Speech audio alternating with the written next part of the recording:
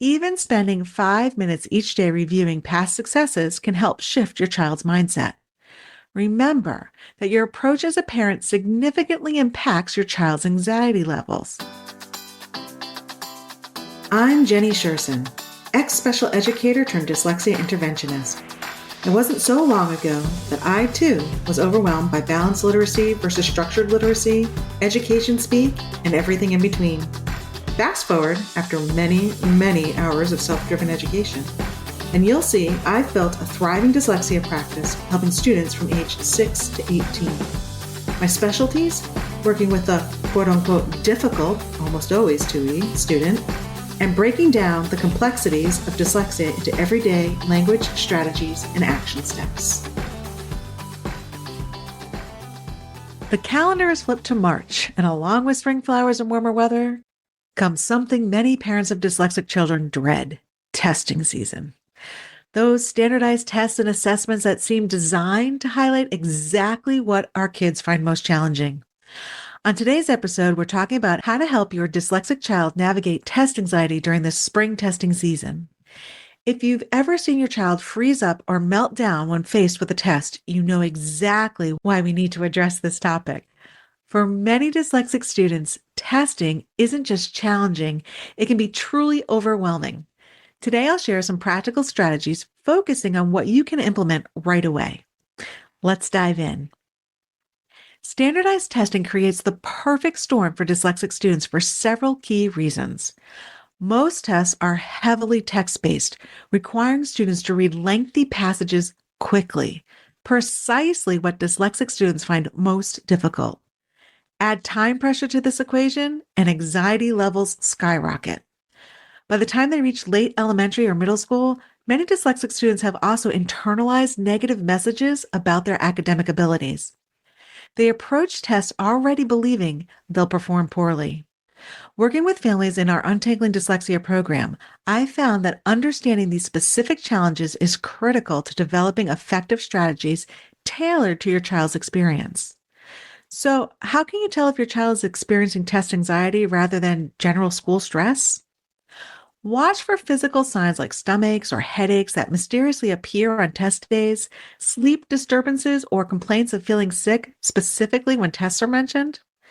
Behaviorally, you might notice unusual irritability, negative self-talk like "I'm going to fail," or avoidance behaviors like forgetting to mention upcoming tests or suddenly developing a strong dislike for a previously enjoyed subject. Once you've recognized the signs of test anxiety, it's time to think about preparation strategies. First, ensure your child has all the accommodations they're entitled to. Review their IEP or 504 plan to confirm appropriate testing accommodations are documented. This is actually where many families in our program initially struggle. Without the right language in the IEP, accommodations can be inconsistently applied or even denied. Having proper documentation makes all the difference. Rather than cramming, focus on consistent shorter practice periods using multi-sensory approaches, such as flashcards, videos, discussions, and hands-on activities will be more effective than just rereading notes over and over again. Have honest conversations about what the test is actually measuring. For state standardized tests, explain that these assessments help schools evaluate programs, but they don't measure creativity, problem solving, or many other important skills your child possesses. As we get closer to the test, say the week before, it's time to set the stage for success. Prioritize consistent routines, proper sleep, and healthy nutrition. This isn't the time to pack the schedule with extra activities or introduce major changes. One approach that's been particularly effective for families I work with is developing a simple confidence-building routine. Even spending 5 minutes each day reviewing past successes can help shift your child's mindset. Remember that your approach as a parent significantly impacts your child's anxiety levels. Children are incredibly perceptive. They'll sense if you're anxious about their performance. This balance of being supportive without adding pressure is often the trickiest part for parents to navigate. When test day finally arrives, how you start the morning routine matters. Begin with a protein-rich breakfast. Eggs, yogurt, or oatmeal with nuts provide sustained energy without sugar crashes.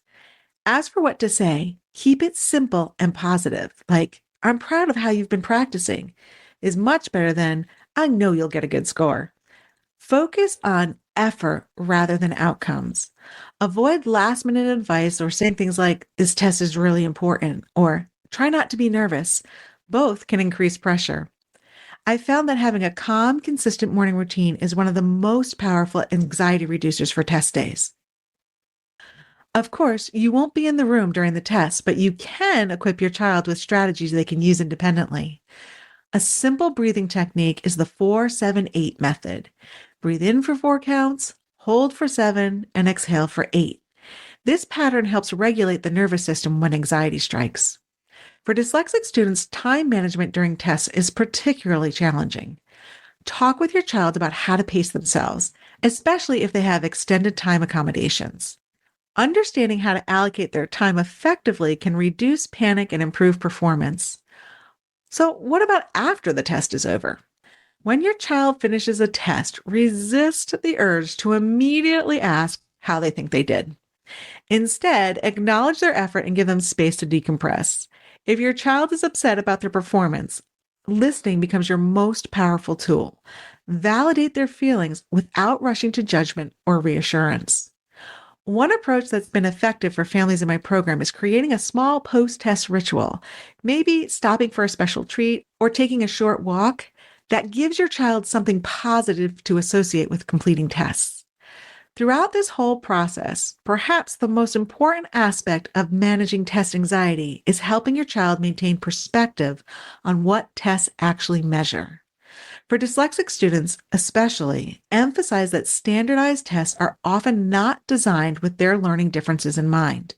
This doesn't mean they shouldn't try their best, but it does mean the results should be viewed in the proper context. Focus on growth rather than comparison. Look for improvement over time rather than comparing to grade level benchmarks or other students' performances. This perspective-setting approach has been transformative for families I work with.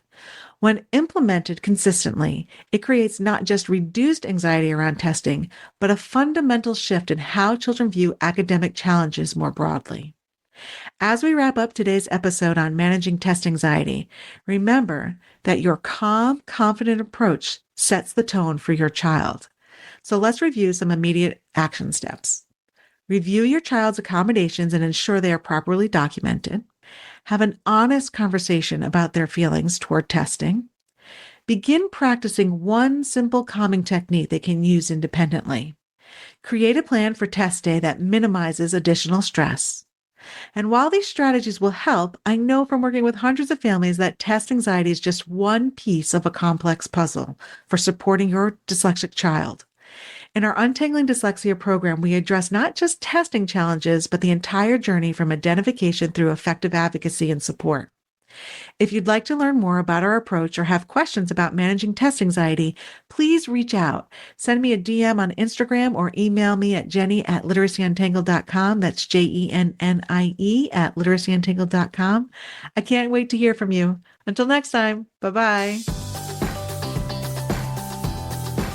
I hope you enjoyed this episode of Literacy Untangled. If you loved this episode as much as I did, head on over and rate and subscribe so you never miss an episode. If you want to continue the conversation or share your takeaways, head on over to our Instagram at Literacy Untangled and comment on your favorite part.